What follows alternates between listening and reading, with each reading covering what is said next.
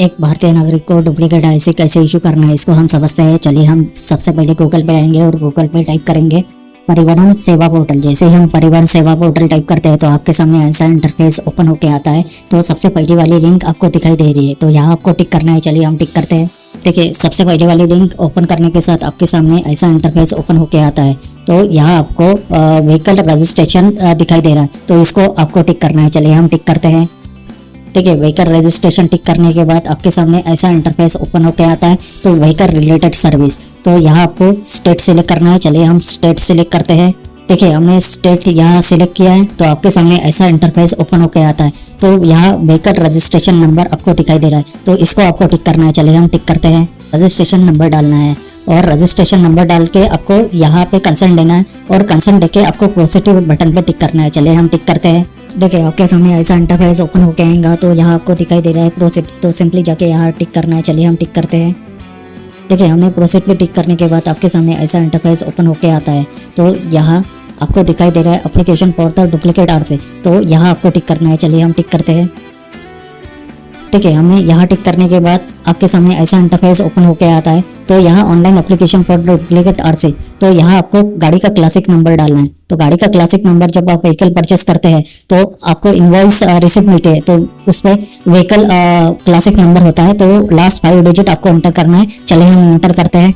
देखिए हमने classic number enter किया है, तो आपको सिंपली यहाँ वेरीफाई पे टिक करना है। तो हम वेरीफाई पे टिक करते हैं।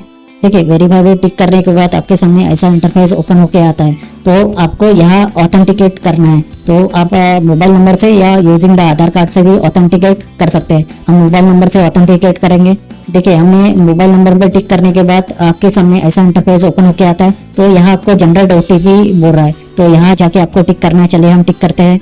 देखिए जनरेट ओटीपी को टिक करने के साथ आपके सामने ऐसा इंटरफेस ओपन होके आएगा। तो यहाँ जो मैसेज आ रहा है उसको क्लोज करना है। देखिए हमने यहाँ ओटीपी डाल दिया, तो ओटीपी डालने के साथ आपको सबमिट पे बटन पे टिक करना है। चलिए हम टिक करते हैं। सबमिट पे बटन पे टिक करने के साथ आपके सामने ऐसा इंटरफेस ओपन होके आता है। तो यहाँ ऑनलाइन एप्लीकेशन है डुप्लीकेट आरसी के लिए, तो आप यहाँ पढ़ सकते हैं। तो यहाँ इंश्योरेंस डिटेल है वो पेंच होके आएंगी। फी पैनल है, फी पैनल में issue of the duplicate RC, issue postal fee और स्मार्ट कार्ड फी, तो तीनों का जो फीस है यहाँ आपको दिखाई दे रही है। तो इसकी टोटल फीस है 420 रुपए, तो वो आपको पे करनी है। पे करने के साथ यदि आप ऊपर में आता है तो यहाँ रीजन लिखना है। आरसी अगर आपकी लॉस होती है या आपको डिस्पैच नहीं होती तो वो रीजन लिखना है। देखिए हमने रीजन लिख दिया। यहाँ पे नाउ पे टिक करना है। चलिए हम टिक करते हैं। देखिए पे नाउ पे टिक करने के बाद आपके सामने ऐसा इंटरफेस ओपन होकर आता है। तो यहाँ आपको कंसेंट देना है। चलिए हम कंसेंट देते हैं। तो यहाँ आपको दिख रहा है कंफर्म डिटेल्स, तो यहाँ आपको टिक करना है। चलिए हम टिक करते हैं। देखिए कंफर्म डिटेल टिक करने के बाद ऐसा इंटरफेस आपके सामने ओपन होके आएगा। तो यहाँ सिलेक्ट द पेमेंट गेटवे, तो आपको यहाँ पेमेंट गेटवे सिलेक्ट करना है। जैसे SBI पे और पे गवर्नमेंट, तो हम SBI पे सिलेक्ट करते हैं। देखिए SBI पे सिलेक्ट करने के बाद यहाँ आपको कंसर्न देना है और यहाँ टिक करना है। चलिए हम टिक करते हैं। देखिए कंसर्न देने के बाद यहाँ आपको कंटिन्यू का बटन दिख रहा है, तो यहाँ पे टिक करना है। चलिए हम टिक करते हैं।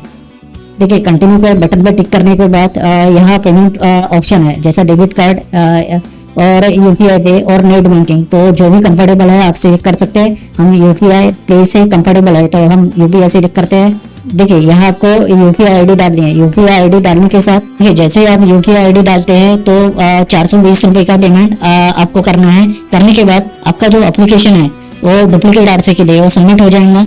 आप एप्लीकेशन फॉर्म का प्रिंट आउट ले सकते हैं और एप्लीकेशन नंबर डाल के आपका डुप्लीकेट आरसी स्टेटस भी चेक कर सकते हैं।